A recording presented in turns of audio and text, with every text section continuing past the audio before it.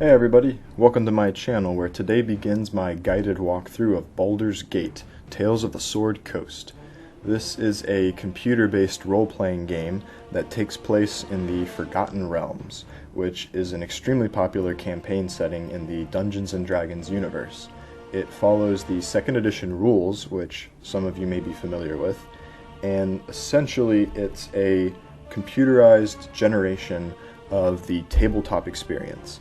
It takes care of all the dice rolling for you, and it offers a visual depiction of your character's actions. Now, I've been playing computer games and gaming in general for close to 20 years now, and I can honestly say that through my entire experience, this has perhaps remained one of my favorite games of all time. And the reason for that is that it tells an immersive story with fantastic, well-written dialogue, and because of the freedom that it offers you while you navigate through the game. There are many choices to make, and each choice has a consequence to it. You can play in virtually any way that you please, so it's the ultimate role-playing experience. It's brought me many fond memories, and I've enjoyed it greatly, and I hope you do the same. With that said, let's begin. Now, our first job is going to be to create our character. Our first choice is in our gender. I'm going to select male. There is really no difference beyond an aesthetic one, as it says it will not affect your attributes whatsoever. That said, it is my recommendation that you immerse yourself in the role-playing experience, and however you accomplish that best, I would suggest that choice to you. The only mechanical difference, really, is that some characters you speak to will offer different interactions and different dialogue options based on your gender to them. So that all said, I'm going to select male, and next we have our character's portrait. Again, this is purely cosmetic. You can actually customize your portrait and import your own from whatever suits you. I'm not going to be doing that myself today, but I will include a small guide on how to do that in the description below. But they offer you a variety of characters to select from, so just clicking through, we have dwarves and men and gnomes and halflings. So whatever character you intend on playing, if you can visualize that person in your mind, you can select more easily whichever character represents them best. So I'm going to look through until I find a character, and this might just be him, that best reflects what I intend to play. So I think this will do the trick, and that's my selection. Now we come to our race. There are 6 here: the human, elf, half-elf, gnome, halfling, and dwarf. Now, with the exception of some, most of these races will offer a bonus to one attribute at the cost of another. Now what that means is that, for instance, the elves. There aren't many fantasy universes that do not depict elves in them, and for the most part, they're usually characterized by being somewhat more frail than a human, but more agile and nimble. The game reflects that. As you can see with the elves, they have a bonus to their dexterity score, but they incur a penalty to their constitution. They also have a stronger resistance to certain types of magic. So with a bonus to their dexterity, you can decide which class you aim to play, and then come back and whichever race you think best suits that class, make that your choice. As for the half-elf, this is commonly a mix of elven and human blood, but it can really be anything. An elf parent with a gnome, or a dwarf, or a man, or anything that you can imagine. They do not have any statistical differences, but they do have the same limited resistance, a more mild version of the resistance to some kinds of magic that their elven parent enjoys. But there's no difference here with their dexterity or anything like that. Moving on, we have the 3 shorty races, as they're commonly referred to, not just because of their height, but because of something called a saving throw. Now, a saving throw, to put it simply, is your character's resilience, ability to resist the effects of a non-physical attack. Now, that can be quite a few things. For instance, a fire-breathing dragon that emits a ball of fire from its mouth is somewhat easier to dodge if you are a smaller race, for instance a halfling, than if you are taller like a human. And so the three shorter races have something called the shorty bonus to their saving throws, which I'll get into a moment with our ability scores. But as for their actual statistical differences, the gnomes are usually thought of as reckless inventors. They commonly can be the most brilliant and a genius, but at another time, the same gnome could be a danger to himself and to everyone around him. The game depicts this with a bonus to their intelligence score, but a penalty to their wisdom. That's how they reflect that nature of a gnome, and for this reason, gnomes make exceptionally good wizards who rely on intelligence, as a gnome can potentially have the highest starting intelligence, but they incur the penalty to wisdom. Next we have the halfling, who, similar to the elf, has a bonus to their dexterity, but at the cost of their strength. And an unlisted bonus is that halflings also have a higher ability with their thieving skills. What that means is that a halfling thief, nothing makes a more capable lockpick or pickpocketer than a halfling. And this is reflected in their thieving skills, which we'll come to soon. Lastly, we have the dwarves, perhaps stoutest of all the races, who have a bonus to their constitution score, but at a cost of their charisma and dexterity. Apparently it can be very difficult to get along with a dwarf, and we might encounter one or two ourselves in our adventure. And then finally we have the human race, which is perhaps the most varied of all. What that means is that a human has no class restrictions. They can be any class in the game and advance to any level in that class. They can also dual class, which no other can, which is in contrast to multi-classing. I'll explain the difference between those two shortly. But the takeaway here is that humans can be any class they wish, whereas the other races have some restrictions. For instance, only the human can play a bard or paladin, which will be extremely relevant as the class that I am going to be playing is in fact the paladin. I'm going to provide a very brief explanation of each class and what their most commonly filled role might be.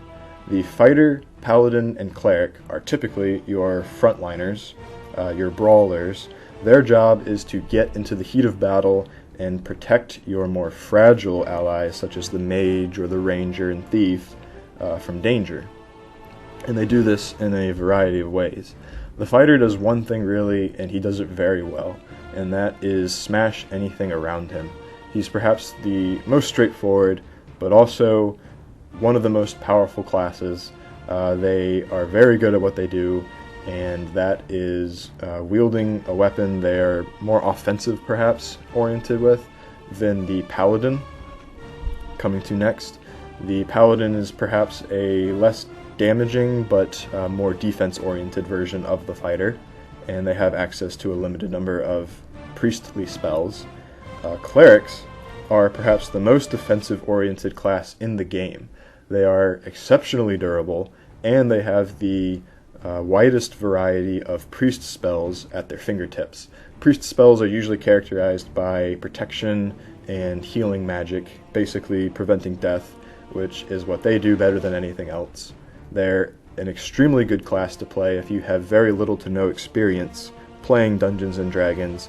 They are complicated at times, but for the most part, every well-rounded party is better served with a cleric. Moving on, we have the druid, who is essentially a jack of all trades. She can do virtually anything, but at times not as well as the class that excels at that role. For instance, she can cast elemental magic, but perhaps not as well as the mage. She can heal and protect others, but perhaps not to the same extent of the cleric. She can transform into a bear or a wolf and engage in melee combat, much like the fighter and paladin. She can do virtually anything, and for that reason, if you're just trying to sample different parts of the game, a druid is a great place to start.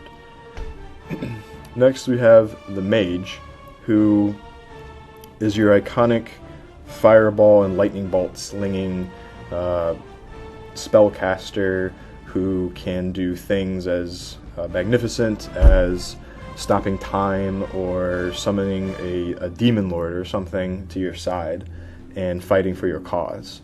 They're extremely powerful, but also extraordinarily fragile.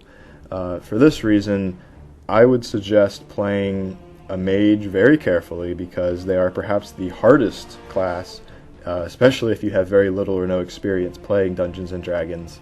Particularly when you are alone, a mage is very vulnerable at lower levels, but if you can survive the early stages of the game, they are extremely fun and very rewarding to play.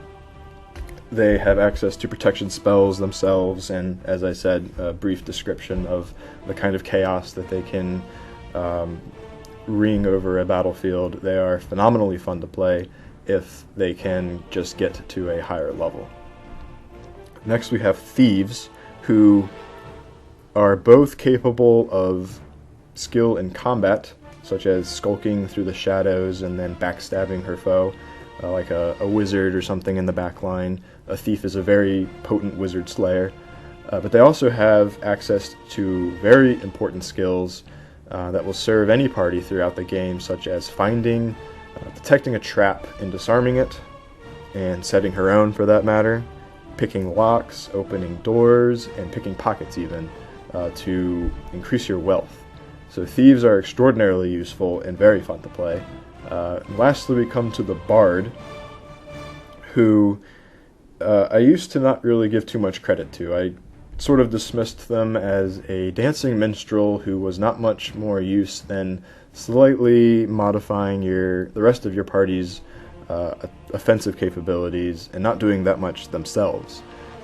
While that is true that they are intended as a support character, they really are an exceptional class that can, they're almost as varied as the druid. They have access to certain thieving abilities, such as pickpocketing and opening locks. They have a small assortment of mage spells that they can cast, and they also can use their bard skills to bolster the power and morale of the rest of their allies, which is extraordinarily useful at times. So a bard is actually much more multifaceted than I gave them credit for. And then we come to multiclassing, which unfortunately humans do not have access to. But essentially multiclassing is playing 2 at once, or even 3. You have all the benefits available to you of, say, a fighter and a mage, but you level as both simultaneously. Unfortunately, your experience points are shared between the two, so you will level at a much slower pace than if you were a full-fledged thief or fighter or mage. It slows your leveling very much, but is potentially very rewarding when you can, as a fighter, cast mage spells to immobilize your enemies before you cut them down, or a thief who can use invisibility as a mage spell as sort of an improved version of stealth and be undetectable even by anything but magical means. So it gives you a lot of options, but it does slow your leveling pace. We have specialist mages who differ from ordinary mages in that they're very selective. The generalist mage has access to any spell that he comes across. He can cast anything he sees, so long as his intelligence is high enough. But by electing to become a specialist mage, you have access to more spells at every level that you can cast at a small price of being unable to cast some spells from certain schools of magic. These are the 8 schools of magic, and just a brief description. Abjuration is protective magic, conjuration is summoning things to your side, Invoking is typically the fireball, lightning bolt, and magical missiles. Necromancy is the power of death. So by picking one of these 8, you are excluding the opposing school of magic, and I don't exactly know them all, but each school corresponds to another. For instance, I do know that illusion and necromancy are opposed to each other, so by choosing one of these, you are foregoing the spells of the opposing class, but at the benefit of being able to cast more, say, illusion spells per level, or more necromancy spells per level than you would as a general mage. With that said, a specialist mage is something that might take a little more knowledge of the game to play effectively, in order to know which school of magic you're okay not having access to. Some are more essential than others. But that is not relevant to what we'll be playing, as we will be sticking to the paladin here. I neglected to mention the ranger in my haste.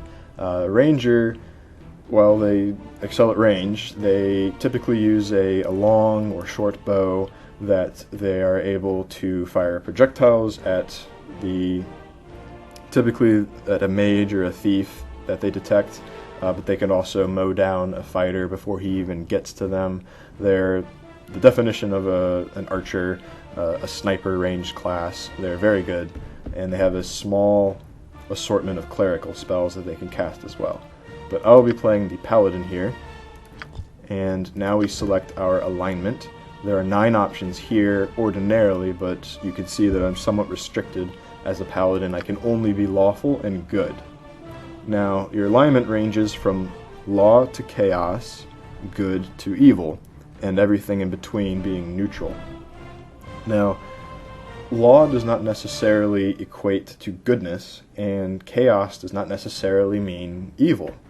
There are all different types of combinations here, as you can see, and my favorite, or some analogies here, would be a politician who uses he's a corrupt politician who exploits a loophole in the tax code, for instance, to extort or launder money and to serve himself. That would be a defining example of law and evil.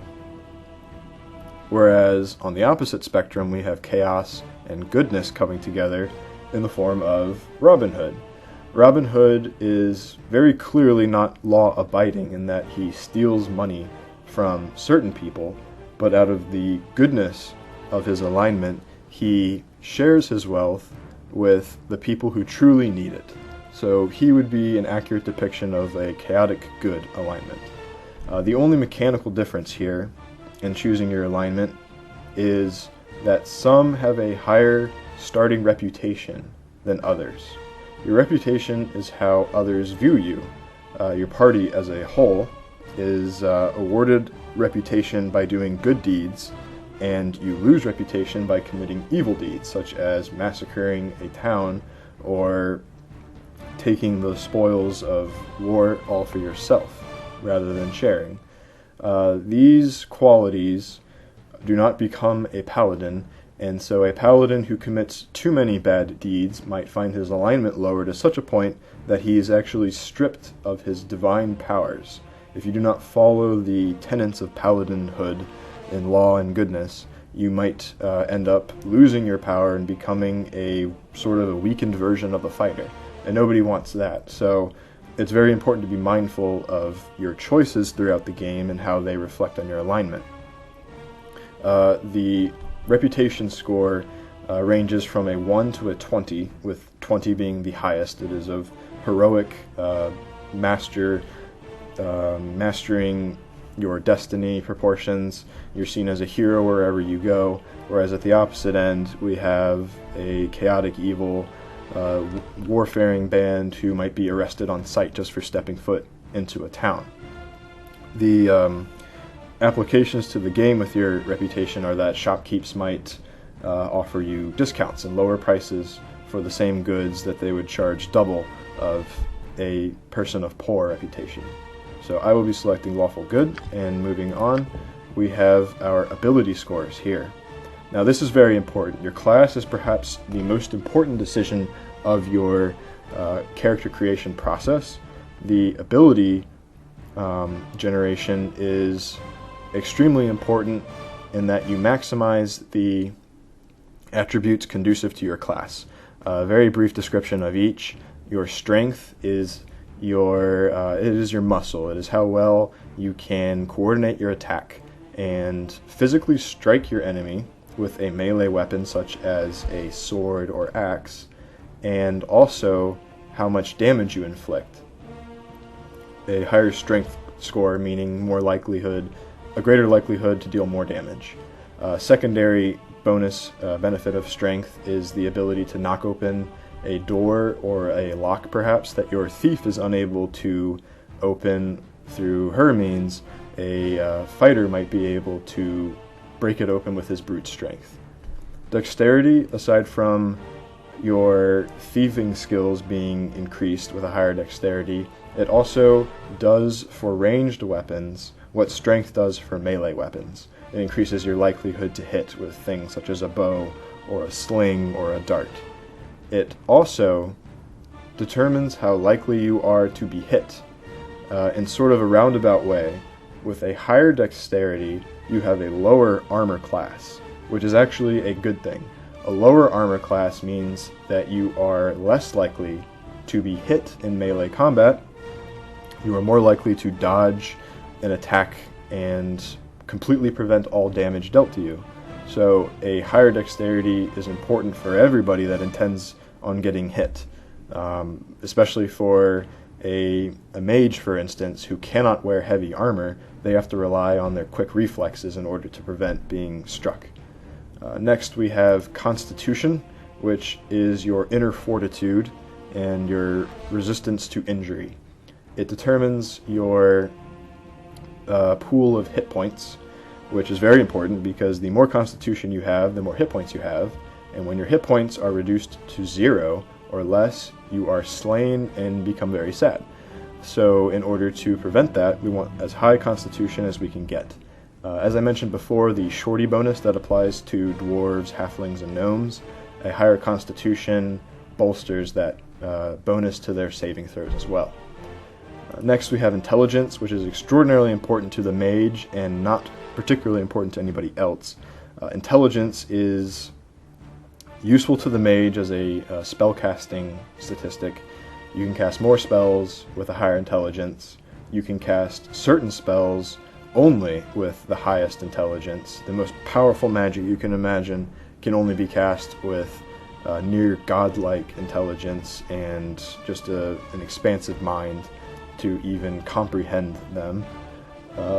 It also increases your lore rating, which is your character's ability to identify an unidentified item.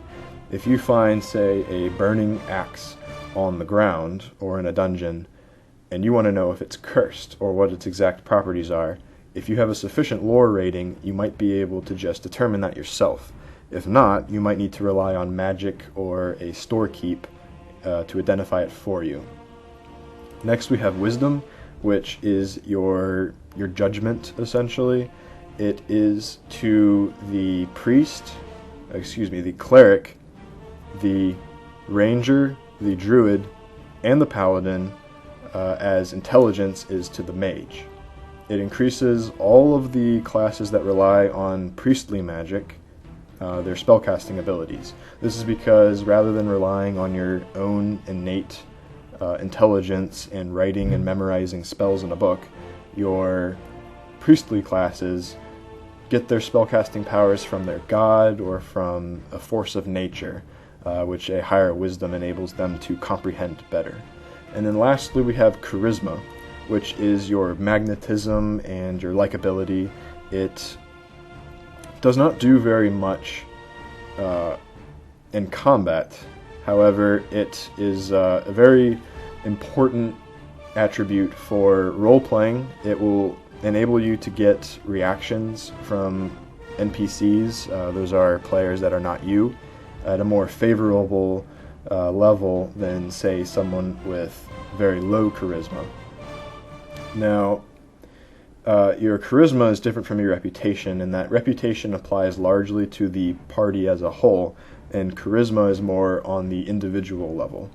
And typically, the leader of your party should be the one with the highest charisma, since they're the ones that are going to be interacting with others most often. Now, we can subtract a point from one attribute and place it into another with a few restrictions. In order to play some classes, there is a minimum requirement. For instance, to be a paladin, I must have a minimum of 17 charisma and 13 wisdom. I cannot go any lower, as it says.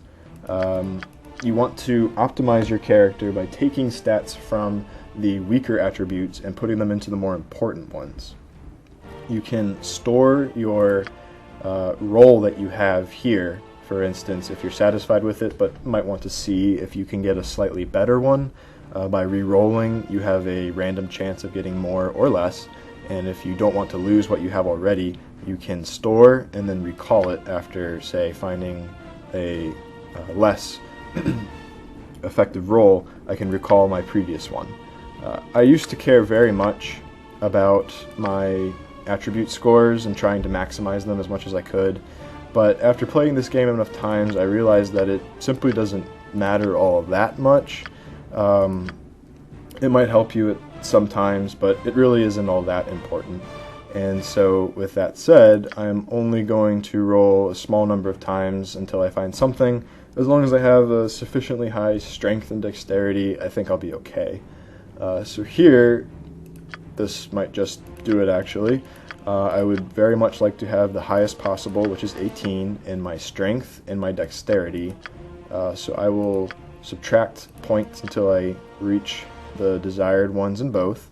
I can't go any lower in my wisdom or charisma. Intelligence is largely unimportant to me as a paladin, plus it might help me roleplay at a more honest and true level. So I'm going to go with this one. It's not the best by any means. I could spend 15-20 minutes trying to get that perfect roll with nearly godlike stats, but it really doesn't matter and it's not worth the time, I think. So I'm going to move on with this.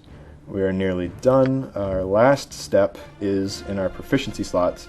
Fighters and paladins have perhaps the most proficiencies to distribute, whereas a thief or a mage or a bard has far less.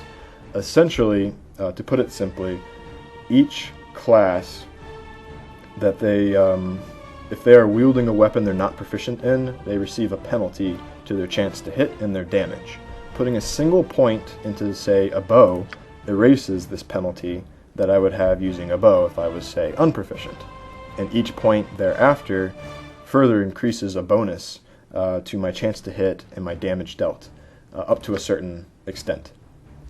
I can only put so many points into each, and just knowing the way that I like to play my paladin, I imagine using a large sword more than any other, so I'm going to put as many points as I can into that, and it's always good to have access to a ranged weapon, so I will also select the bow. For instance, we have the small sword, which includes daggers, we have blunt weapons, which includes the club and the staff, we have missile weapons such as the sling, the dart, and the crossbow, so a wide variety to choose from. I'll be content with a large sword and a bow. With that said, I believe we are nearly done. Your appearance is purely cosmetic. You can try to match your character's portrait as closely as you can, or just whatever you think will look good, perhaps a mixture of blue and gray for me. You can also select your voice. They have a default and several male and female voices that you can select from, and whichever one you think is closest to the voice that your character should have, you can apply that to yourself. Your life ends here. Time for a bit of the rough and tumble. I think that will fit Zevrik the Paladin quite well. So with that said, we have completed our character and we're ready to begin the game. Thank you for watching this far, and I'll see you in the next video.